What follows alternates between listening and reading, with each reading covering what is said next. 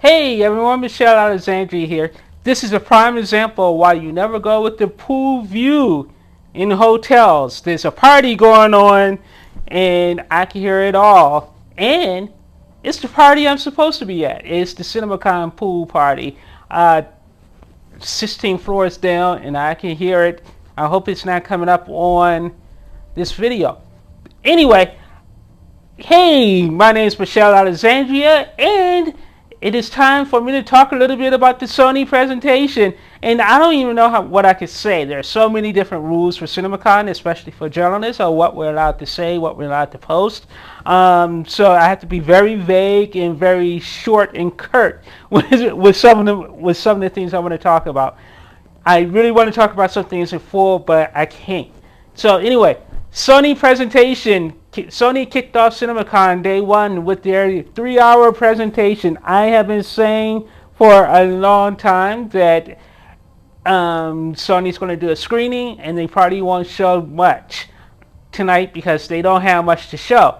And I was right. So their 3-hour presentation, first half hour kicked off with some NATO house cleaning stuff. They talked about the first half hour was NATO. They talked about the movie industry and the state of the movie industry, where we were in the last 18, 19 months, and closing the books and moving forward, marching on. And they showed a fabulous 5-minute sizzle reel where basically it starts off talking about the industry being down but not out, and the people they lost and all this other stuff. And then it's like, but we're going to close the books on the last 19 months and now we're going to open a new chapter and things are going to be bigger and better than ever. And the crowd got really pumped up and really excited.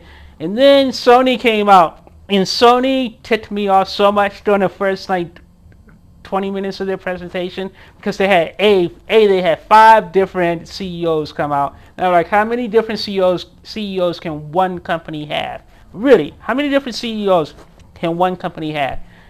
So I'm not even going to go through their names, but all they did was talk about was trash and throw shade at day and date releases. They kept saying, we're Sony and we believe in the big screen experience, and day and date is stupid and blah blah blah blah. And I'm someone, and movies are made for the big screen and blah blah. And I was just getting really annoyed and ticked off at it because it was the arrogance was ridiculously off the charts. And I'm sitting there going, it's easy for you guys to say you believe in a big screen experience and you would never go day and date. It's easy for you to say that, Sony. You don't have a freaking streaming service. If you had a streaming service, I bet you Sony would have put some of their movies on that streaming service in the last year. They would have. You would be stupid to think they wouldn't. But for them to claim that they're taking a moral high ground and all this other stuff when they don't even have the capability to do it, just struck me as annoying. So then they showed a 5-minute sizzle reel of Sony's upcoming slate of movies, and there were a couple of different interesting things in that sizzle reel. They showed about 15-20 seconds of Unchartered, and Unchartered looks amazing. And they literally steal a scene or recreate one of Uncharted's most famous sequences. If you played the game, you'll know what I'm talking about the minute you see that sequence. It's lovingly recreated, and it made me laugh when I saw it. Then they talked about the Spider-Man universe, and the key term is they're now branding it as Sony's Spider-Man universe. It's called Sony Spider-Man Universe now. They're not calling it like Spider-Man or Venom or any of that kind of stuff. It's Sony Spider-Man Universe. That tells me they are not going to re-up the MCU deal when it expires. They're taking Spider-Man back because they're creating their own Spideyverse, and that's what they're doing. And they showed Venom.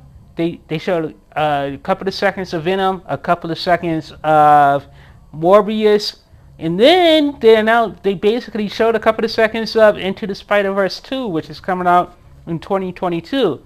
Once that, and then they talked about some book that they bought, and that was about it for their sizzle reel. Their sizzle reel was, I honestly thought we were going to get a lot of, I know I said that we were going to get definitely a screening tonight, but I also thought we would actually get some footage of a couple of things, but they didn't show us footage of anything. They just had that 1 5-minute sizzle reel, or it may have been only 3-minute sizzle reel, and it made you think, hey, we're going to get some extended looks at some stuff after all. But we didn't get anything. And then Jason Reitman and his father came out, and they talked about the history of Ghostbusters and their legacy of Ghostbusters. And at that point, I was like, I'm right. So we got Ghostbusters Afterlife, a full screening of Ghostbusters Afterlife. And like I said, the Coliseum, watching movies in the Coliseum, if you're a movie fan, if you ever get a chance to come to CinemaCon and watch a movie there, it is glorious. I mean, it was clearly 4K, clearly in HDR. The Dolby Atmos was out of this world on that movie. It was just an amazing experience. And if they could figure out how to duplicate that at every theater throughout the country, then I would be all about that big screen experience. I really would. But where I'm at, I have 3 AMCs and 1 Regal, and they all are horrible. And they're letterboxing too. And I'm like, if I had to watch a letterbox movie or a movie with black bars, I might as well just stay my butt at home and watch it at home when it comes out. I'm not going to the theater to watch something, to watch black bars and have the screen cut off and bad projection and everything else. I can't do it. I just can't. Especially when you watch a movie the way it's supposed to be seen, like they do it at CinemaCon.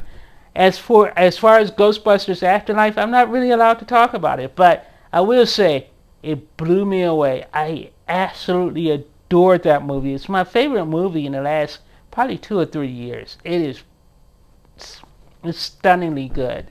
It is. It's stunningly good. And I've never been a huge Ghostbusters fan either.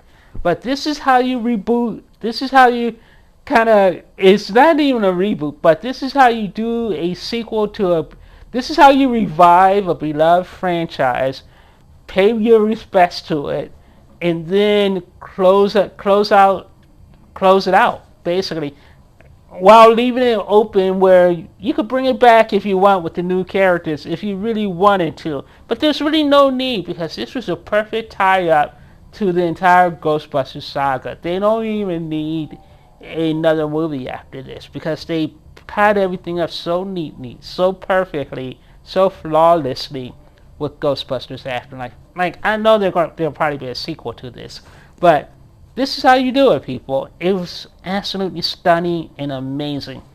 So there you go. That's my CinemaCon Day 1 Sony presentation recap. Tomorrow we have MGM. We only have 2 presentations tomorrow. We have MGM, and then we have MGM at 10 a.m. and then we have Warner Brothers at 5 p.m. I'm still secretly holding out hope we get No Time to Die tomorrow, but I seriously doubt it.